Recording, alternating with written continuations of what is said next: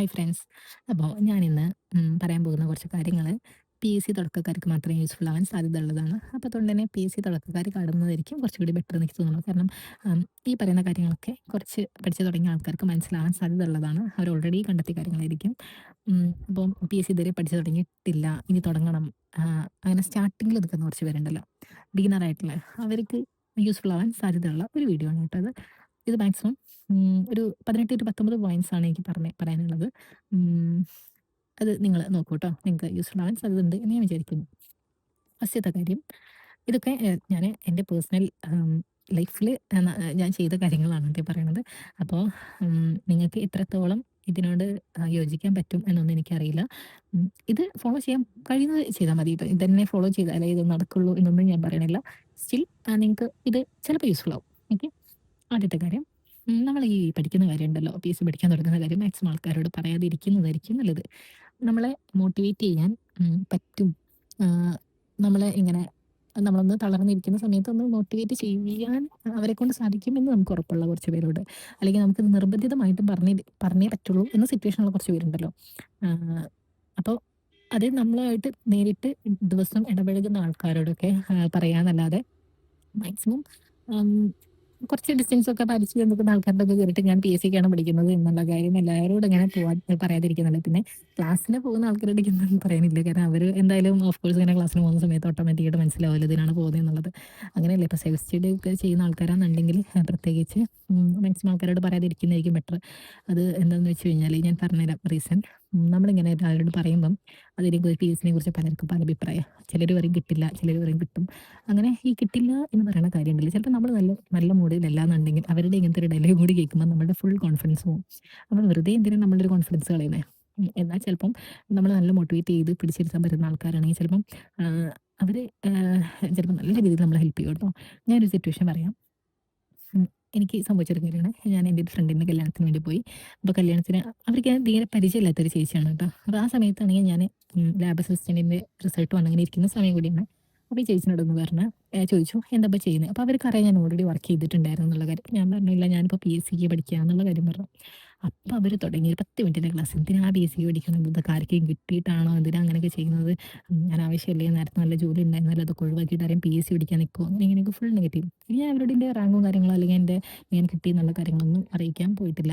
എനിക്ക് തോന്നിയില്ല അത് അങ്ങനത്തെ ഒരു റിപ്ലൈ അവർ ആഗ്രഹിക്കുന്നുണ്ടെന്ന് എനിക്ക് തോന്നിയിട്ടില്ല. അപ്പോൾ പിന്നെ ഞാൻ അവരുടെ അടുത്ത് അങ്ങനെ കൂടുതൽ എക്സ്പ്ലനേഷൻ ഒന്നും പോയില്ല. അപ്പോൾ എനിക്കത് സത്യം പറഞ്ഞാൽ ആകെ ഒരു ബുദ്ധിമുട്ടായി പോയി. ആ കല്യാണത്തിന് പങ്കെടുക്കേണ്ട ഒരു ഇൻട്രസ്റ്റ് പോലും സത്യത്തിൽ പോയി എന്ന് തന്നെ പറയാം. ഓക്കെ. അപ്പോൾ അങ്ങനെ എല്ലാവരോടും പോയി പറയേണ്ട ആവശ്യമില്ല. നമുക്ക് നമ്മളെ ഇതിൽ മോട്ടിവേറ്റ് ചെയ്യും എന്നുള്ള ആൾക്കാരോട് പറയാം. ഓക്കെ. പിന്നെ അടുത്തത്, ടെലഗ്രാമിൽ നമുക്കൊരു അക്കൗണ്ട് ഇല്ലാന്നുണ്ടെങ്കിൽ, തുടക്കക്കാരാണെന്നുണ്ടെങ്കിൽ ഉടനെ തന്നെ അക്കൗണ്ട് തുടങ്ങുന്നത് നല്ലതായിരിക്കും. അതിൽ ഒരുപാട് ഇൻഫർമേഷൻസ് നമുക്ക് കിട്ടും. കുറേ നോട്ട്സും PDFകളും പിന്നെ ഓരോ ഓഡിയോ ക്ലാസ്സുകളും എല്ലാ അപ്ഡേറ്റ്സുകളും ഒക്കെ നമുക്ക് ടെലഗ്രാമിലൂടെ കിട്ടും. ഒരുപാട് ചാനൽസ് ഉണ്ട്. അത് ജസ്റ്റ് സെർച്ച് ചെയ്താൽ തന്നെ നൂറുകണക്കിന് ചാനൽസ് ഉണ്ട്. പക്ഷേ വേറൊരു കാര്യമുണ്ട്, ഇൻഫർമേഷൻ കൂടുതലായാലും പ്രശ്നമാണ്. അപ്പം ഇൻഫർമേഷൻ ഓവർലോഡഡ് ആവാതിരിക്കാനും നമ്മൾ ശ്രദ്ധിക്കേണ്ടതായിട്ടുണ്ട്. നമുക്ക് ആവശ്യമുള്ള കാര്യങ്ങൾ മാത്രം അതിൽ നിന്ന് എടുത്ത് പഠിക്കാനുള്ള ഒരു വഴി നമ്മളായിട്ട് കണ്ടെത്തണം. അതിപ്പോൾ ഞാൻ ഇങ്ങനെ പറഞ്ഞു തന്നുകൊണ്ട് മാത്രം അതിൽ കാര്യമില്ല. ഏതൊക്കെയാ ചാനൽസ് എന്നുള്ളത് നിങ്ങൾക്ക് യൂസ്ഫുൾ ആയ ചാനൽസ് നിങ്ങൾ തന്നെ ഡിസ്കവർ ചെയ്യുന്നതായിരിക്കും ബെറ്റർ. എന്തായാലും എനിക്ക് യൂസ്ഫുൾ ആയത് ഞാൻ പറയാൻ ശ്രമിക്കാം കേട്ടോ. ഇനി വരുന്ന വീഡിയോകളിലായിട്ട് കുറച്ച് ടെലഗ്രാം ചാനൽസ് ഞാൻ അതിന് വേണ്ടി ഓരോ കാര്യങ്ങൾക്ക് സ്പെസിഫിക് ആയിട്ട് പഠിക്കാൻ വേണ്ടി ഉപയോഗിച്ചിട്ടുണ്ടായിരുന്നു. അതൊക്കെ ഞാൻ പറഞ്ഞു തരാം. പിന്നെ അടുത്തത്, ടെലഗ്രാമിൽ തന്നെ നമുക്ക് ചാറ്റ് ചെയ്യാനുള്ള ഒരുപാട് ചാനലുകളുണ്ട്. അപ്പോൾ ചാറ്റ് ചെയ്യാനുള്ള ചാനലിൻ്റെ ഒരു കാര്യം എന്താണെന്ന് വെച്ച് കഴിഞ്ഞാൽ, ഈ കേരളത്തിലുള്ള PSC പഠിക്കുന്ന ഏകദേശം എല്ലാവരും ഇപ്പോൾ അതിലുണ്ടാവും. എല്ലാവരും ഉണ്ടാവും എന്നല്ല, കുറേയൊക്കെ ആൾക്കാരുണ്ടാവും. അപ്പോൾ ഒരാളൊരു ഡൗട്ട് ചോദിക്കും, അതിന് വേറൊരാൾ റിപ്ലൈ കൊടുക്കും. ചിലപ്പോൾ ആ റിപ്ലൈ ശരിയാവില്ല. അങ്ങനെ ഇങ്ങനെ കണ്ടിന്യൂസ് ആയിട്ടുള്ള ചാറ്റ് ആയിരിക്കും. നമ്മളതെങ്ങാനും തുറന്ന് അതിലൊരു ചാറ്റ് വായിച്ച് തുടങ്ങിക്കഴിഞ്ഞാൽ നമുക്ക് നിർത്താൻ പറ്റൂല. മിനിറ്റിന് ഒരു സെക്കൻഡിൽ തന്നെ 10, 20 റിപ്ലൈ ഓരോ കാര്യത്തിൽ ഇങ്ങനെ വന്നുകൊണ്ടിരിക്കും. അപ്പം നമ്മൾ ഈ ചാറ്റിൻ്റെ പിറകെ പോയി കഴിഞ്ഞാൽ നമ്മളൊരു ദിവസം വേസ്റ്റ് ആവും. കാരണം എനിക്കത് അനുഭവമുണ്ട്. അപ്പോൾ നമ്മൾ മാക്സിമം അങ്ങനത്തെ ഗ്രൂപ്പുകളിൽ പോയി ഇടപെടാതിരിക്കുന്നതായിരിക്കും. നമുക്ക് എന്തെങ്കിലും ആവശ്യം ഉണ്ടെങ്കിലൊക്കെ പോവാട്ടോ. അല്ല, അങ്ങനെയല്ല ഞാൻ പറയുന്നത്. ഫുൾ ടൈം അത് നോക്കി ഇരിക്കാൻ നിൽക്കരുത്. ഞാൻ അങ്ങനെ ഗ്രൂപ്പിൽ അംഗമായിരുന്നു. എന്നിട്ട് ഞാൻ എക്സിറ്റ് ആയി. പിന്നെ എന്തെങ്കിലും അത്യാവശ്യം വരുന്ന സമയത്ത് മാത്രം വീണ്ടും ജോയിൻ ചെയ്യും. പിന്നെ അപ്പം തന്നെ എക്സിറ്റ് ആവും. അങ്ങനെയാണ് ഞാനിപ്പോൾ ചെയ്യാറ്. അല്ലാതെ ഫുൾ ടൈം അങ്ങനെ ഒരു ചാനൽ നോക്കിയിരിക്കുന്നത് അബദ്ധമാവാൻ സാധ്യതയുണ്ട്. കാരണം നമ്മുടെ സമയത്തിന് ഭയങ്കര വിലയുണ്ടല്ലോ. അപ്പോൾ നമ്മുടെ സമയത്തിനുള്ള വില നമ്മൾ മനസ്സിലാക്കിയിട്ട് അതിനനുസരിച്ചിട്ട് പെരുമാറുക. ഓക്കെ. അടുത്ത കാര്യം എന്ന് പറയുന്നത് സിലബസ് ഓറിയന്റഡ് ആയിട്ട് പഠിക്കുക. സിലബസ് ഓറിയന്റഡ് അല്ലാതെ നമ്മൾ എന്ത് ചെയ്തിട്ടും കാര്യമില്ല. കാരണം നമുക്ക് ഉം, ഓരോ സിലബസ് പ്രകാരം നോക്കുമ്പോൾ ഇന്ന സബ്ജക്റ്റിന് ഇത്ര മാർക്ക് എന്നുള്ളതുണ്ട്. നമ്മളിപ്പോൾ എന്നാൽ ഇപ്പോൾ ഒരു 3 മാർക്കിന് ചോദിക്കുന്ന ഒരു ടോപ്പിക്കാണ് കരുതുക. നമ്മൾ അതിന് വേണ്ടിയിട്ട് ബാക്കി എല്ലാ സബ്ജക്റ്റിനും കൂടി അതിനേക്കാട്ടിലും കൂടുതൽ എഫേർട്ട് ഇട്ടു എന്നുണ്ടെങ്കിൽ എന്തെങ്കിലും കാര്യമുണ്ടോ? ഏറ്റവും കൂടുതൽ മാർക്ക് ഏതിനാണോ ചോദിക്കുന്നത് ആ ഒരു കാര്യമാണ് നമ്മൾ കൂടുതൽ പഠിക്കേണ്ടത്. അപ്പോൾ സിലബസ് പ്രകാരം സിലബസിൽ എന്താണ് പറയുന്നത് എന്നുള്ള കാര്യം നോക്കിയിട്ടാണ് പഠിക്കേണ്ടത്. ഇപ്പോൾ നമ്മൾ 10th ലെവൽ എക്സാമിനെന്ന് പറയുമ്പോൾ നമുക്ക് പല കാര്യങ്ങളും പഠിക്കേണ്ടതായിട്ടില്ല. ഇപ്പോൾ മിഡീവൽ ഇന്ത്യയുടെ ടോപ്പിക്സ് ഒന്നും നമുക്ക് ഒരു 10th ലെവൽ എക്സാമിന് ചോദിക്കാറില്ല. അപ്പോൾ ആ കാര്യങ്ങളൊക്കെ മനസ്സിലാക്കിയിട്ട് നമുക്ക് എന്താണ് ആവശ്യം എന്നുള്ള കാര്യം മനസ്സിലാക്കി മാത്രം പഠിക്കാൻ നിൽക്കുക. ഇപ്പോൾ കേരള ഹിസ്റ്ററി ഒക്കെ സ്റ്റാർട്ട് ചെയ്യുന്നത് തന്നെ യൂറോപ്യൻ മാരുടെ ആഗമനം മുതൽക്കാണ്. അപ്പം നമ്മൾ ഈ ചേര രാജാക്കന്മാരുടെ ഒന്നും കഥകളൊന്നും പഠിച്ചു പോകേണ്ട ആവശ്യമൊന്നുമില്ല. ഓക്കെ, അപ്പം വളരെ റെയർ ആയിട്ട് എപ്പോഴേക്കും ഓരോ ചോദ്യങ്ങൾ അതൊന്നും ചോദിച്ചിട്ടുണ്ടെന്നല്ലാതെ നമ്മൾ അതിന് വേണ്ടിയിട്ടൊന്നും ഓവറായിട്ട് എഫേർട്ട് എടുക്കേണ്ട. നമ്മൾ എന്താണ് സിലബസിൽ പറയുന്നത് അതിനപ്പുറത്തേക്ക് പഠിക്കരുത് കേട്ടോ. ഇനിയിപ്പോൾ നമുക്ക് ഒരുപാട് ടൈമുണ്ട്, നമുക്ക് ഇഷ്ടം പോലെ സമയമായിട്ട് വേസ്റ്റ് ആക്കുക എന്നുണ്ടെങ്കിൽ വേണമെങ്കിൽ നിങ്ങൾ പഠിച്ചോളൂ. പിന്നെ അങ്ങനത്തെ അതായത് നമ്മൾ ചോദിക്കാൻ സാധ്യതയില്ലാത്ത മേഖലകൾ നമുക്ക് വേണമെങ്കിൽ PYQs മാത്രം വെച്ചിട്ടുണ്ടെങ്കിൽ പഠിച്ചോളും. അല്ലാതെ നമ്മൾ വേറൊന്നും അതായത് അതിന് വേണ്ടിയിട്ട് ഒരുപാട് ടൈം കളയരുത്. പിന്നെ അടുത്ത കാര്യം എന്ന് പറയുന്നത് OMRൻ്റെ ഒരു ബുക്ക് വാങ്ങുക. നിങ്ങളിപ്പോൾ വാങ്ങിയിട്ടില്ല എന്നുണ്ടെങ്കിൽ OMRൻ്റെ ഒരു ബുക്ക് തീർച്ചയായിട്ടും വാങ്ങുക. ഡെയിലി ഒരു PYQ ചെയ്യാം. PYQയും അതുപോലെ തന്നെ മാത്സ്, ഇംഗ്ലീഷ്, മലയാളം, MEM ഈ 3 കാര്യങ്ങൾ, മാത്സ്, ഇംഗ്ലീഷ്, മലയാളം, പിന്നെ ഈ PYQ ട്ടോ. ഈ 4 കാര്യങ്ങൾ തീർച്ചയായും മുടക്കം വരുത്തരുത്. ഡെയിലി ചെയ്തു പോകേണ്ട ഒരു കാര്യമാണ്. അത് നമ്മൾ എന്ത് വില കൊടുത്തും ആ ഒരു സംഭവം പ്രാക്ടീസ് നിലനിർത്തുക. മാത്സ്, ഇംഗ്ലീഷ്, മലയാളം നമ്മൾ സ്പെസിഫിക് ടൈം മാത്സിനൊക്കെ ഒരു മണിക്കൂറോ, അതിപ്പോൾ ഞാൻ ഫുൾ ടൈം ആയിട്ട് വീട്ടിലിരുന്ന് പഠിച്ചൊരു സ്റ്റുഡൻ്റാണ്. അതുകൊണ്ട് തന്നെ എനിക്ക് ഒരുപാട് ടൈം ഉണ്ടായിരുന്നു. ഇപ്പോൾ നിങ്ങളുടെ സിറ്റുവേഷൻ അനുസരിച്ച് നിങ്ങൾ ചെയ്യുക കേട്ടോ. ഇപ്പോൾ മാത്സിന് എനിക്കൊരു 1.5 മണിക്കൂർ സ്പെൻഡ് ചെയ്യാൻ ടൈം പറ്റുമായിരുന്നു. ഇപ്പോൾ നിങ്ങൾക്ക് ഇപ്പോൾ ഒരു വർക്കിംഗ് ആയിട്ടുള്ള ഒരാളാണെന്നുണ്ടെങ്കിൽ ചിലപ്പോൾ ഒരു 5 മണിക്കൂറൊക്കെ ഒരു ദിവസം പഠിക്കാൻ പറ്റുന്നുണ്ടാവുക. അപ്പോൾ ഈ 1.5 മണിക്കൂർ മാത്സിന് മാത്രം വേണ്ടി സ്പെൻഡ് ചെയ്യാന്ന് പറയുമ്പം അത് ബുദ്ധിമുട്ടാവും. അപ്പോൾ നിങ്ങൾക്ക് കൺവീനിയൻ്റ് ആയിട്ടുള്ള ഒരു ടൈം മാത്സിനും ഇംഗ്ലീഷിനും മലയാളത്തിനും വേണ്ടി വയ്ക്കുക. പിന്നെ നമ്മൾ PYQ ഡെയിലി ഒരു ക്വസ്റ്റ്യൻ പേപ്പർ വീതം ചെയ്തു പോവുക. ഓക്കെ.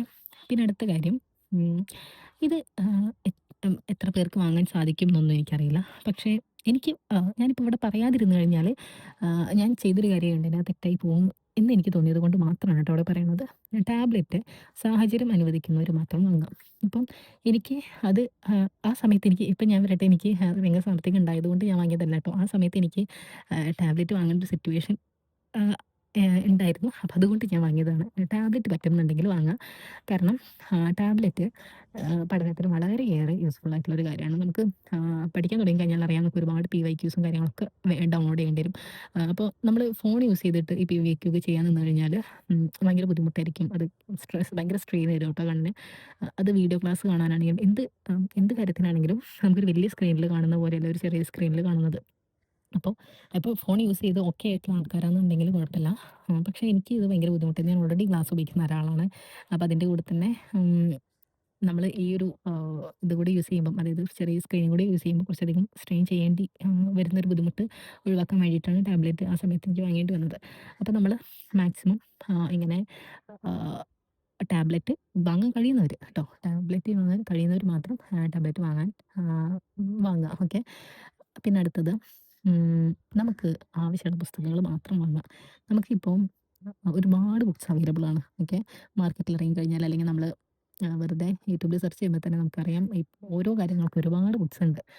അപ്പോൾ എല്ലാവരും അവർക്ക് മാർക്കറ്റ് ചെയ്യാൻ വേണ്ടിയിട്ട് അവർക്ക് സാധനം മെറ്റീരിയൽ സെല് ചെയ്യാൻ വേണ്ടിയിട്ട് അവർ മാക്സിമം എല്ലാ കാര്യങ്ങളും ചെയ്യും. അപ്പോൾ നമ്മളാണ് മനസ്സിലാക്കേണ്ടത് നമ്മൾക്കത് ശരിക്കും ആവശ്യമുണ്ടോ എന്നുള്ളത്. ഒരു എക്സാമ്പിൾ പറഞ്ഞുതരാം. എനിക്ക് ശരിക്കും ഒരു അബദ്ധം പറ്റിയത് കൊണ്ടാണ് കേട്ടോ പറയുന്നത്. ഞാനിപ്പോഴാണ് കേട്ടോ കുറച്ചായിട്ടുള്ളൂ ഇപ്പോൾ നമ്മുടെ റാങ്ക് ഫയൽ യൂസ് ചെയ്യാൻ തുടങ്ങിയിട്ട്. അപ്പോൾ ആ റാങ്ക് ഫയൽ ഓൾറെഡി പറഞ്ഞിട്ടുണ്ട് ഇത് PYQസിനെ ബേസ് ചെയ്തിട്ടുള്ളതാണെന്നുള്ളത്. പക്ഷേ ഞാൻ വിചാരിച്ചു ഇതൊക്കെ വെറുതെ പറയുന്നതാണെന്ന് വിചാരിച്ചിട്ടാണ് ഞാനൊരു ഉം, ഒരു PYQയുടെ ബുക്ക് വാങ്ങുന്നത്. അപ്പോൾ ശരിക്കും എനിക്കത് യൂസായില്ല. ഞാൻ വന്നിട്ട് ഇതിൽ ഓൾറെഡി പറയുന്ന ഈ സോറി ഞാൻ ലക്ഷ്യയുടെയാണ് യൂസ് ചെയ്യുന്നത് കേട്ടോ. ലക്ഷ്യയുടെ റാങ്ക് ഫയലിൽ PYQs ബേസ് ചെയ്തിട്ടാണ് അവർ ഓൾറെഡി നോട്ട്സും തന്നിട്ടുള്ളത്. അപ്പോൾ ഞാൻ അതിൻ്റെ കൂടെ തന്നെ വേറൊരു PYQയുടെ ബുക്കും കൂടി വാങ്ങിയപ്പം അതിൻ്റെ 2ൻ്റെ ആവശ്യം എനിക്കില്ലായിരുന്നു. അപ്പോൾ ഞാൻ ലാസ്റ്റ് എന്താ എൻ്റെ ഈ PYQയുടെ ബുക്ക് എൻ്റെ ഒരു ഫ്രണ്ടിന് ആ സമയത്ത് അവർ വാങ്ങാൻ നിൽക്കുകയായിരുന്നു. അപ്പോൾ അവർക്ക് ഞാൻ എൻ്റെ ബുക്ക് കൊടുക്കുക ചെയ്തിട്ടുണ്ടായിരുന്നു. കാരണം എനിക്കത് ആവശ്യമില്ലായിരുന്നു. എനിക്ക് പഠിക്കാനുള്ള കാര്യങ്ങളൊക്കെ ഈ ബുക്കിലുണ്ട്. പിന്നെ ഞാൻ വീണ്ടും ആ ഒരു ബുക്ക് വാങ്ങിയത് ഞാൻ അത് വാങ്ങാൻ കാരണം എന്താ വെച്ചാൽ എല്ലാവരും ആ ഒരു ബുക്കിൻ്റെ ഈ കണ്ടൻറ്റിൻ്റെ അടിയിൽ വന്നിട്ട് കുറേ കമൻറ്റ് ഇട്ട് ഇത് വാങ്ങിയില്ലെങ്കിൽ ഭയങ്കര നഷ്ടമാണ്. ഇതെന്തായാലും വാങ്ങിയിരിക്കണം. PSC ഉദ്യോഗാർത്ഥികളാണെന്നുണ്ടെങ്കിൽ തീർച്ചയായിട്ടും വാങ്ങിയിരിക്കണം. ഒരിക്കലും മണി വേസ്റ്റ് ആവില്ല. അങ്ങനെയാണ് ഇങ്ങനെയാണെന്നൊക്കെ പറഞ്ഞ് അങ്ങനെ ഞാൻ വാങ്ങിയതാണ്. അപ്പം എനിക്ക് തോന്നി അത് വാങ്ങിയില്ലെങ്കിൽ എന്തോ സംഭവിക്കുമെന്ന് കരുതി വാങ്ങിയതാണ്. പക്ഷേ അതിൻ്റെ ആവശ്യം സത്യത്തിൽ എനിക്കുണ്ടായിരുന്നില്ല. അപ്പോൾ നമ്മളുടെ ആവശ്യകത, നമ്മളുടെ പോക്കറ്റിലെ പൈസ, മണി എങ്ങനെ കൃത്യമായിട്ട് യൂസ് ചെയ്യണം എന്നുള്ള കാര്യം നമ്മൾ മനസ്സിലാക്കേണ്ടതായിട്ടുണ്ട്. പിന്നെ അതേപോലെ തന്നെ അനാവശ്യമായിട്ടുള്ള കോഴ്സുകൾ ഉണ്ട്. നമുക്കേതാണ് ആവശ്യം, നമുക്കേതാണ് അനാവശ്യം എന്നുള്ള കാര്യം നോക്കി മാത്രം വാങ്ങുക. നമുക്കിപ്പോൾ ഫ്രീ ആയിട്ട് കിട്ടുന്ന ഒരു കണ്ടൻറ്റ് നമ്മൾ പൈസ കൊടുത്ത് വാങ്ങേണ്ട ആവശ്യമില്ല. അപ്പം നമുക്ക് ആവശ്യമുള്ളതാണോ, ഇത് നമുക്ക് ഫ്രീ ആയിട്ട് അവൈലബിൾ ആവാൻ സാധ്യത ഉള്ളതാണോ എന്നുള്ള കാര്യങ്ങളൊക്കെ കൃത്യമായിട്ട് അനലൈസ് ചെയ്ത് മാത്രം നമ്മൾ ഓരോ കാര്യങ്ങൾ വാങ്ങുക, പർച്ചേസ് ചെയ്യുക. ഓക്കെ. പിന്നെ അടുത്തൊരു കാര്യം എന്ന് പറയുന്നത് SCERT ബുക്സിൻ്റെ ഒരു ആവശ്യകതയാണ്. SCERT പഠിക്കാതെ നമ്മൾ എന്ത് പഠിച്ചിട്ടും കാര്യമില്ല കേട്ടോ. SCERTക്ക് ഒരു എക്സാമിന് PSC എക്സാമിന് അത്ര ഇമ്പോർട്ടൻസ് ഉണ്ട്. അതുകൊണ്ട് തന്നെ SCERTയുടെ ബുക്സ് എന്തെങ്കിലും ഉണ്ടെന്നുണ്ടെങ്കിൽ തീർച്ചയായിട്ടും വാങ്ങാം. അത് ഞാൻ യൂസ് ചെയ്യുന്നത് പള്ളിക്കൂടം എന്ന് പറഞ്ഞിട്ടുള്ള ഒരു ബുക്കാണ്. അത് എനിക്ക് വളരെ യൂസ്ഫുൾ ആയിട്ടുണ്ട് കേട്ടോ. ഞാൻ മുൻപത്തെ വീഡിയോയിൽ കണ്ടിട്ടുണ്ടാവും, ഞാൻ ആ ബുക്ക് യൂസ് ചെയ്തതിൻ്റെ വീഡിയോ കണ്ടിട്ടുണ്ടായിരിക്കും. അപ്പോൾ അതിലൊക്കെ ഞാൻ അത്യാവശ്യം നല്ല രീതിയിൽ ശരിക്കും ആ ബുക്ക് ശരിക്കും നല്ലോണം ഉപയോഗിച്ചു എന്ന് തന്നെ പറയാം. അപ്പോൾ പള്ളിക്കൂടത്തിൻ്റെ ബുക്സ് ആണ് ഞാനിപ്പോൾ ഉപയോഗിക്കുന്നത്. നിങ്ങൾക്ക് വേറെ ഏതെങ്കിലും ബുക്ക് പ്രിഫറൻസ് ഉണ്ടെങ്കിൽ അത് വാങ്ങാം. എന്തായാലും SCERT പഠിക്കാതെ നിങ്ങൾ വെറുതെ പഠിച്ചിട്ടും കാര്യമുണ്ട് തോന്നുന്നില്ല. SCERTക്ക് അത്ര ഇമ്പോർട്ടൻസ് ഉണ്ട്. പിന്നെ ഡെയിലി നമ്മൾ 2 സോറി ഓക്കെ നമ്മൾ 2Xൽ ഇട്ടിട്ട് വീഡിയോ കേൾക്കാന്നുണ്ടെങ്കിലുണ്ടല്ലോ, അത് നിങ്ങൾക്ക് യൂസ്ഫുൾ ആയിരിക്കും. അതെന്താണെന്ന് വെച്ച് കഴിഞ്ഞാൽ ഇപ്പോൾ നമ്മളൊരു 1 അവറിൻ്റെ വീഡിയോ ക്ലാസ്സാണ് കാണുന്നത് കരുതുക. നമുക്കത് 2Xലിട്ട് കേൾക്കാൻ ഒരു ഓപ്ഷൻ ഉണ്ട്. നമുക്കത് മനസ്സിലാവുന്നുണ്ടെങ്കിൽ നിങ്ങളൊന്ന് ആലോചിച്ചോക്കെ 30 മിനിറ്റ് കൊണ്ട് ആ വീഡിയോ കണ്ട് തീർക്കാൻ പറ്റും. അത് ഇത്ര നമുക്ക് ബാക്കിയുള്ള അരമണിക്കൂർ നമുക്ക് വേറെ എന്തൊക്കെ ചെയ്യാം, ഈ ടോപ്പിക്കിൽ ഒന്ന് റിവൈസ് ചെയ്യാനും ഉപയോഗിച്ചൂടെ.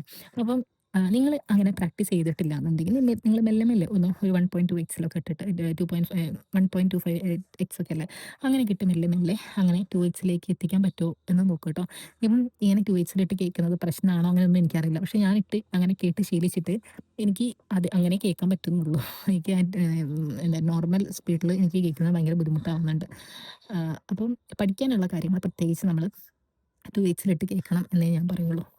എന്നാൽ പഠിക്കുന്നത് അതായത് ഇപ്പം നമ്മൾ നോട്ടൊക്കെ എഴുതാന്നുണ്ടെങ്കിൽ തീർച്ചയായിട്ടും അങ്ങനെ ചെയ്യരുത്. 1Xലിട്ടിട്ട് 1Xലോ അല്ലെങ്കിൽ 1X എന്ന് ഉദ്ദേശിക്കുകയാണെങ്കിൽ നോർമൽ സ്പീഡിലിട്ടിട്ട് എഴുതിയെടുക്കാൻ, അല്ലെങ്കിൽ നമുക്ക് ഓക്കെ ആയിട്ടുള്ളൊരു സ്പീഡിൽ തന്നെ എഴുതിയെടുക്കാവൂ കേട്ടോ. അല്ലെങ്കിൽ പിന്നെ ഈ 2Xലൊക്കെ ഇട്ടിട്ട് ലാസ്റ്റ് പകുതി ഉണ്ടാവുള്ളൂ നോട്ടിൽ. അപ്പോൾ അങ്ങനെ അബദ്ധത്തിലേക്ക് പോകരുത്. നോട്ട് എഴുതിയെടുക്കുമ്പോൾ കൃത്യമായിട്ട് തന്നെ എഴുതിയെടുക്കുക. എന്നിട്ട് അതിന് ശേഷം വീഡിയോ ക്ലാസ് കാണുകയാണെന്നുണ്ടെങ്കിൽ 2Xലൊക്കെ ഇട്ടിട്ട് അത് റിവൈസ് ചെയ്യാനൊക്കെ അങ്ങനെ ആയിരിക്കും ഉപകാരപ്പെടുക കേട്ടോ. പിന്നെ അടുത്തതെന്ന് പറയുന്നത് പഠിക്കുന്ന സ്ഥലം എപ്പോഴും നീറ്റ് ആൻഡ് ക്ലീൻ ആയിട്ടിരിക്കുക. എന്നാൽ മാത്രമേ നമുക്ക് പഠിക്കാൻ ഒരു മോട്ടിവേഷൻ ഉണ്ടാവുള്ളൂ. അല്ലാതെ നമ്മൾ എന്ത് ചെയ്തിട്ടും കാര്യമൊന്നുമില്ല. കൃത്യമായിട്ട് നീറ്റായിട്ട് അറേഞ്ച് ചെയ്ത് വെച്ചാൽ മാത്രമേ നമുക്ക് പഠിക്കാൻ വേണ്ടി മോട്ടിവേഷൻ ഉണ്ടാവുള്ളൂ. പിന്നെ നമ്മളെ പഠിക്കാൻ ഇരുത്തുന്ന കുറച്ച് ഫാക്ടേഴ്സിൽ എനിക്ക് ഭയങ്കര കളർഫുൾ ആയിട്ടുള്ള കാര്യങ്ങളൊക്കെ വളരെ ഇഷ്ടമായിരുന്നു. അപ്പോൾ ഞാനിങ്ങനെ കുറേ ഹൈലൈറ്റർ പെന്നും കാര്യങ്ങളൊക്കെ അറേഞ്ച് ചെയ്ത് വെക്കാൻ ശ്രമിച്ചിട്ടുണ്ട്. അപ്പോൾ എനിക്ക് അത് കാണുമ്പോൾ ഇങ്ങനെ ബുക്സിലൊക്കെ വരയ്ക്കുമ്പോഴൊക്കെ അത് വീണ്ടും എനിക്ക് ഭയങ്കര അട്രാക്റ്റീവായി തോന്നാറുണ്ട്. അപ്പോൾ ഞാനത് എടുത്ത് വായിക്കാനൊക്കെ ശ്രമിക്കാറുണ്ട്. അപ്പോൾ അങ്ങനെ ആ കളേഴ്സിനോടൊക്കെ ഇഷ്ടമുള്ള ആൾക്കാരാണെന്നുണ്ടെങ്കിൽ അങ്ങനെ ഹൈലൈറ്റർ പെന്നും ഗ്ലിറ്റർ പെന്നും അല്ലെങ്കിൽ കളർ പെൻസും അങ്ങനെ എന്തെങ്കിലും യൂസ് ചെയ്യുന്നത് നല്ലതായിരിക്കും തോന്നണം. പിന്നെ ഇപ്പം നിങ്ങൾ കാണുന്ന എൻ്റെ ഞാനിപ്പോൾ പഠിക്കുന്ന ഏരിയ ഉണ്ടല്ലോ, ആ ഏരിയ അങ്ങനെ ആയിരുന്നില്ല ആക്ച്വലി. ഇപ്പം ഒരു പരിപാടിയായിട്ട് ബന്ധപ്പെട്ടിട്ടാണ് വീട് ഒന്ന് പെയിൻ്റ് അടിച്ചിട്ടുണ്ടായിരുന്നത്. അപ്പോൾ ആ സമയത്ത് എനിക്ക് എൻ്റെ ഫുൾ കലാവിരുത് അവിടുന്ന് ഒഴിവാക്കേണ്ടി വന്നിട്ടുണ്ടായിരുന്നു. ഫുള്ള് ഞാൻ ഓരോ കാര്യങ്ങൾ എഴുതി ഒട്ടിച്ച് വെച്ചിട്ടുണ്ടായിരുന്നു. അപ്പോൾ ഞാൻ ഇപ്പം തന്നെ ഉടനെ ചെയ്യേണ്ട, ഞാൻ വേറൊരു കാര്യങ്ങൾ റെഡിയാക്കുന്നുണ്ട്. അപ്പോൾ ഒരു നോട്ടീസ് ബോർഡ് പോലെ ഒരു സംഭവം സെറ്റ് ചെയ്യാൻ വിചാരിക്കുന്നുണ്ട്. അപ്പോൾ അത് റെഡി ആയിട്ടില്ല. അപ്പോൾ ഫുള്ള് ഞാൻ എൻ്റെ പഠിക്കുന്ന ഏരിയ മൊത്തം എൻ്റെ ഫുള്ള് നോട്ട്സും കാര്യങ്ങളൊക്കെ എൻ്റെ സിലബസും കാര്യങ്ങളൊക്കെ വെച്ച് ഫുൾ കവർ ചെയ്ത് വെച്ചിട്ടുണ്ടായിരുന്നു എൻ്റെ പഠിക്കാനുള്ള ഏരിയ. ഇപ്പോൾ ഇങ്ങനെ ആയതാണ് കേട്ടോ. പക്ഷേ അതിന് മുൻപത്തെ വീഡിയോ എൻ്റെ അടുത്ത് ഫോട്ടോയൊന്നും ഇല്ല എന്നാണ് തോന്നുന്നത്. ഉണ്ടെന്നുണ്ടെങ്കിൽ ഞാൻ ഇതിൽ ആഡ് ചെയ്യാൻ ശ്രമിക്കാം. അപ്പോൾ നമ്മൾ പഠിക്കുന്ന ഏരിയ, നമ്മളിരിക്കുന്ന ഏരിയയൊക്കെ മാക്സിമം ക്ലീൻ ആൻഡ് നീറ്റ്, അല്ലെങ്കിൽ നമ്മൾ അവിടെ ചെന്നിരുന്ന് പഠിക്കുക. നമ്മൾ തീരെ മോട്ടിവേറ്റഡ് അല്ലെങ്കിലും അവിടെ ചെന്നിരുന്ന് കഴിഞ്ഞാൽ നമ്മൾ മോട്ടിവേറ്റഡ് ആവും എന്നുള്ള വിധത്തിലൊക്കെ എന്തെങ്കിലും കോട്ടൊക്കെ എഴുതി വെച്ച് നമുക്ക് ചെയ്യാൻ പറ്റും എന്നുണ്ടെങ്കിൽ അങ്ങനെയൊക്കെ ചെയ്യാം. ഓക്കെ. പിന്നെ നമ്മള് പഠിക്കുന്ന സ്ഥലത്തുണ്ടല്ലോ, നമ്മളുടെ ഒരു ഡ്രീമില്ലേ, അല്ലെങ്കിൽ നമ്മൾ അച്ചീവ് ചെയ്യേണ്ട ഒരു ടാർഗറ്റ് ഇല്ലേ, അതൊന്ന് എഴുതി ഒട്ടിക്കുന്നത് വളരെ നല്ലൊരു കാര്യമായിരിക്കും. എനിക്കിതാണ് അച്ചീവ് ചെയ്യുന്നത് എന്നുള്ള കാര്യം നമ്മളെ തന്നെ ഒന്ന് ഓർമ്മിപ്പിക്കാൻ വേണ്ടിയിട്ട് അവിടെ ഒരു ചെറിയൊരു പേപ്പറിൽ എഴുതി ഒട്ടിച്ച് കഴിഞ്ഞാൽ നമ്മളുടെ നേരെ കണ്ടെത്തുന്ന രീതിയിൽ തന്നെ എഴുതി ഒട്ടിക്കുന്നത് വളരെ യൂസ്ഫുൾ ആയിരിക്കും. കാരണം നമ്മളെപ്പോഴും ഇത് കാണുമ്പോഴേ നമുക്ക് ചിലപ്പോൾ നമ്മുടെ ഡ്രീം ചിലപ്പോൾ നമ്മൾ മറന്നു പോകും ചില സമയത്ത്. ചിലപ്പോൾ നമ്മളിങ്ങനെ ഒരു യൂട്യൂബിൽ ഒരു വീഡിയോ തപ്പി പോകുമ്പോൾ അതിൻ്റെ താഴെ വേറെ ഏതെങ്കിലുമൊക്കെ വീഡിയോ വന്ന് നമ്മൾ ആ വീഡിയോയിലേക്കായി പോകും. അപ്പോഴായിരിക്കും പെട്ടെന്ന് നമ്മൾ ഇങ്ങനെ ഒരു ഡ്രീമിനെ കുറിച്ച് നമ്മൾ പെട്ടെന്ന് കണ്ടുപിടിക്കുമ്പോഴേക്കും ഈ ഒരു സാധനം വരിക നമ്മുടെ കൺമുന്നിൽ. അപ്പോൾ നമ്മൾ അയ്യോ നമ്മൾ ചെയ്തത് തെറ്റാണല്ലോ, നമ്മൾ വീണ്ടും ബാക്ക് അടിച്ച് നമ്മൾ വീഡിയോ കാണാനുള്ളൊരു പ്രവണത ഉണ്ടാവും. അപ്പോൾ അങ്ങനെ ഒരു ഫോട്ടോ ഒട്ടിക്കുന്നത് വളരെ യൂസ്ഫുൾ ആയിരിക്കും. നമ്മൾ പെട്ടെന്ന് ഇങ്ങനെ ഡിമോട്ടിവേറ്റഡ് ആവാനോ അല്ലെങ്കിൽ ഡിസ്ട്രാക്റ്റഡ് ആവാനോ ഒക്കെ സാധ്യത ഉണ്ടെന്നുണ്ടെങ്കിൽ നമ്മളൊന്ന് ആ ഒരു സാധനത്തിലേക്ക് പോയിന്റ് ചെയ്യാൻ ആ ഒരു റൈറ്റിംഗ് യൂസ്ഫുൾ ആയിരിക്കും. പിന്നെ ഇതിന് എന്നെ മോട്ടിവേറ്റ് ചെയ്ത കുറച്ച് ഫാക്ടേഴ്സ് ഉണ്ട് കേട്ടോ. ലൈക്ക് ഞാൻ ഭയങ്കര ഡിമോട്ടിവേറ്റഡ് ഇരിക്കുമ്പോൾ എന്നെ മോട്ടിവേറ്റ് ഞാൻ തന്നെ ചെയ്യാൻ ഉപയോഗിച്ച കുറച്ച് മെത്തേഡ്സ് ഉണ്ട്. അത് ഞാൻ വരും വീഡിയോയിൽ പറയാം. അത് കുറച്ച് ചില പാട്ടുകളൊക്കെയാണ് കേട്ടോ. ചില പാട്ടുകളിൽ ചില വരികളൊക്കെ എന്നെ വല്ലാതെ മോട്ടിവേറ്റ് ചെയ്തിട്ടുണ്ട്. പിന്നെ ഞാൻ മോട്ടിവേറ്റഡ് ആവാൻ വേണ്ടിയിട്ട് ഞാൻ ചെയ്ത കുറച്ച് സംഭവങ്ങൾ ചില ദിവസങ്ങളൊക്കെ രാവിലെ എണീക്കുന്ന സമയത്ത് നമുക്ക് ഭയങ്കര ക്ഷീണം തോന്നുമല്ലോ. അതൊക്കെ വളരെ നോർമൽ ആയിട്ടുള്ള കാര്യം. പക്ഷേ നമുക്ക് ഈ ക്ഷീണം തോന്നുമ്പോഴും ആ ക്ഷീണത്തെ മറികടന്നിട്ട് അല്ലെങ്കിൽ ഉറക്കം വരുന്ന അതിനെ മറികടന്നിട്ട് നമ്മൾ വീണ്ടും ഇരുത്തി പഠിപ്പിക്കാൻ ഉം, അങ്ങനെ പഠിപ്പിക്കാൻ കഴിയുന്ന കുറച്ച് പാട്ടുകളും കുറച്ച് വീഡിയോസൊക്കെ ഉണ്ട്. അതൊക്കെ ഞാൻ പറഞ്ഞുതരാം. ഓക്കെ. പിന്നെ അടുത്തത് നമ്മള് മറ്റുള്ളവര് പഠിക്കുന്ന ടൈം വെച്ചിട്ട് നമ്മളുടെ ടൈമിനെ കമ്പയർ ചെയ്യാൻ നിൽക്കരുത്. ഓരോരുത്തർക്ക് ഓരോ രീതിയാണ് പഠിക്കാൻ വേണ്ടിയിട്ട്. ഇപ്പം ഞാൻ പറഞ്ഞില്ലേ, ഞാൻ റാങ്ക് ഫയൽ അങ്ങനെ യൂസ് ചെയ്തിട്ടില്ല 10th ലെവൽ എക്സാംസിന് വേണ്ടിയിട്ട്. ഇപ്പം ഡിഗ്രി ലെവൽ എക്സാംസിന് വേണ്ടിയിട്ടാണ് ഞാൻ അങ്ങനെ യൂസ് ചെയ്യുന്നത്. അപ്പോൾ ഞാൻ അധികം വീഡിയോ ക്ലാസ് ആണ് കാണാറ്. അതും 2x ചിലപ്പോൾ ചിലപ്പോൾ നല്ല അധികം അങ്ങനെ തന്നെ കാണാറ്. അപ്പം ഞാൻ ഒരു വീഡിയോ കാണാൻ വേണ്ടിയിട്ട് ആകെ 30 മിനിറ്റ്, ഇപ്പോൾ ഒരു മണിക്കൂറിൻ്റെ വീഡിയോ ആണെങ്കിൽ 30 മിനിറ്റ് എടുക്കാറ്. പക്ഷേ ചിലവർക്കത് ഒരു മണിക്കൂർ കൃത്യമായിട്ട് ഇരുന്ന് കേട്ടാൽ മാത്രം മനസ്സിലാവുള്ളൂ. അപ്പം ഞാൻ വന്നിട്ട് ഞാൻ 30 മിനിറ്റിൻ്റെ അടുത്തുള്ളൂ, നീ 1 മണിക്കൂറല്ലേ എടുത്തേ എന്ന് പറഞ്ഞ് കമ്പയർ ചെയ്യാന്ന് കഴിഞ്ഞാൽ അബദ്ധമായിരിക്കും. കാരണം ഞാൻ ചിലപ്പോൾ 30 മിനിറ്റ് എടുത്ത് ചിലപ്പോൾ ഞാൻ ഇങ്ങനെ കൃത്യമായിട്ട് പഠിക്കുകയും പക്ഷേ അതിനേക്കാട്ടിലും എഫക്റ്റീവായിട്ട് കുറച്ചും കൂടി ഐഡിയയിൽ ചിലപ്പോൾ ആ 1 മണിക്കൂർ എടുത്ത് പഠിക്കുന്ന ഒരാൾക്ക് കിട്ടും. അപ്പം ഞാൻ വന്നിട്ട് ഞാൻ 30 മിനിറ്റ് എടുത്തുള്ളൂ അല്ലെങ്കിൽ ഇയാൾ അരമണിക്കൂറിൻ്റെ ഈ കാര്യം പഠിച്ചില്ല, അങ്ങനത്തെ കാര്യങ്ങളൊന്നും അങ്ങനത്തെ ഒരു കമ്പാരിസൻ്റെ ആവശ്യമില്ല. നമ്മള് നമ്മളെ മാത്രം ഫോക്കസ് ചെയ്യുക. മറ്റുള്ളവര് എന്ത് ചെയ്യണം, എത്ര മണിക്കൂറാണ് പഠിക്കുന്നത്, ചിലപ്പോൾ പലർക്കും പല സിറ്റുവേഷനും ചെയ്യുക. അപ്പോൾ ചിലപ്പോൾ കുറച്ച് സമയം പഠിക്കാൻ പറ്റുന്നുണ്ടാവുള്ളൂ. അല്ലെങ്കിൽ ചില ആൾക്കാർക്ക് ഒരു ബുദ്ധിമുട്ടുണ്ടാവില്ല. അപ്പോൾ അതുകൊണ്ട് ഒരുപാട് സമയം പഠിക്കാൻ പറ്റും. അപ്പോൾ നമ്മളുടെ സിറ്റുവേഷൻ എന്താണോ ആ സിറ്റുവേഷന് അനുയോജിച്ചിട്ട് പഠിക്കാൻ ശ്രമിക്കാം. ഓക്കെ. അവിടെ നമ്മൾ തന്നെ എവിടെയും ആരെയും വെച്ച് കമ്പയർ ചെയ്യാൻ നിൽക്കരുത്. നമ്മളെ തന്നെ ഡിമോട്ടിവേറ്റ് ചെയ്യാൻ നിൽക്കണ്ട. പിന്നെ അടുത്ത കാര്യം, നമ്മൾക്ക് നമ്മൾക്ക് കൺവീനിയൻ്റ് ആയിട്ടുള്ള ഒരു ടൈം ടേബിൾ അങ്ങ് ഉണ്ടാക്കാൻ ശ്രമിക്കുക. അല്ലാതെ ഇപ്പോൾ ഇപ്പം ഞാൻ രാവിലെ എണീറ്റ് പഠിക്കുന്ന ഒരാളാണ്. പിന്നെ എൻ്റെ സിസ്റ്ററൊക്കെ രാത്രി ഇരുന്ന് പഠിക്കുന്ന ഒരാളാണ്. അപ്പോൾ ചേച്ചിക്കും ഞാനും കൂടി ഒരേ ടൈം ടേബിൾ ഉണ്ടാക്കിയില്ല എന്താ കാര്യം? ഒരു കാര്യമില്ല. അപ്പോൾ എനിക്ക് മാക്സിമം ടൈം ടേബിൾ ഉണ്ടാക്കി കൊടുക്കാൻ പറ്റുക എൻ്റെ അതേ രീതിയിൽ. അപ്പോൾ രാവിലെ എണീറ്റ് പഠിക്കാൻ കഴിയുന്ന ഒരാൾക്ക്, അല്ലെങ്കിൽ എന്നെപ്പോലെ ഫുൾ ടൈം വീട്ടിലിരുന്ന് പഠിക്കാൻ ശ്രമിക്കുന്ന ഒരാൾക്ക്, വേറെ തരത്തിൽ ബാധ്യത ഇല്ലാതെ പഠിക്കുന്ന ഒരാൾക്ക് മാത്രമേ അതായത് ഇപ്പോൾ ഞാൻ പറഞ്ഞില്ലേ, ഇപ്പം എൻ്റെ വീട്ടിൽ ഞാൻ മാത്രമാണ് ഉള്ളത്. അതായത് പഠിക്കുന്ന ഒരു സ്റ്റുഡൻറ് എന്നുള്ളത്. പിന്നെ അച്ഛനും അമ്മയൊക്കെയാണ് ഉള്ളത്. അപ്പോൾ എന്നെ ബുദ്ധിമുട്ടിക്കുന്നതായിട്ടുള്ള അല്ലെങ്കിൽ എൻ്റെ പഠനത്തെ ഡിസ്ട്രാക്ട് ചെയ്യുന്നതായിട്ടുള്ള ഫാക്ടേഴ്സ് ഇല്ലാത്തത് കൊണ്ട് തന്നെ എനിക്ക് ഇപ്പോൾ മക്കളുള്ള ഒരാളെടുത്ത് ചെന്നിട്ട് നിങ്ങൾ ഇങ്ങനെ തന്നെ പഠിക്കണം കേട്ടോ എന്നൊന്നും പറയാൻ പറ്റില്ല. അപ്പോൾ എനിക്ക് എൻ്റെ ടൈം ടേബിൾ പറഞ്ഞാൽ അല്ലെങ്കിൽ ഞാൻ പഠിക്കുന്ന രീതി വന്നിട്ട് മാക്സിമം എൻ്റെ അതേ രീതിയിലുള്ള ആൾക്കാരുടെ അടുത്ത് മാത്രമേ എനിക്ക് പറഞ്ഞു കൊടുക്കാൻ പറ്റുള്ളൂ. അപ്പോൾ നമ്മളുടേതായിട്ടുള്ള ഒരു ടൈം ടേബിൾ ഉണ്ടാക്കുകയാണെന്നുണ്ടെങ്കിൽ വളരെ യൂസ്ഫുൾ ആയിരിക്കും കേട്ടോ. പിന്നെ ഡെയിലി ഒരു ടു ഡു ലിസ്റ്റ് ഉണ്ടാക്കാം. ടു ഡു ലിസ്റ്റ് ഉണ്ടാക്കാൻ മറക്കരുത്. എല്ലാ ദിവസവും നമ്മൾ എന്തൊക്കെ പഠിച്ചു എന്നുള്ള കാര്യങ്ങൾ കൃത്യമായിട്ട് എഴുതി പോയി കഴിഞ്ഞാൽ വളരെ യൂസ്ഫുൾ ആയിരിക്കും. ഓക്കെ.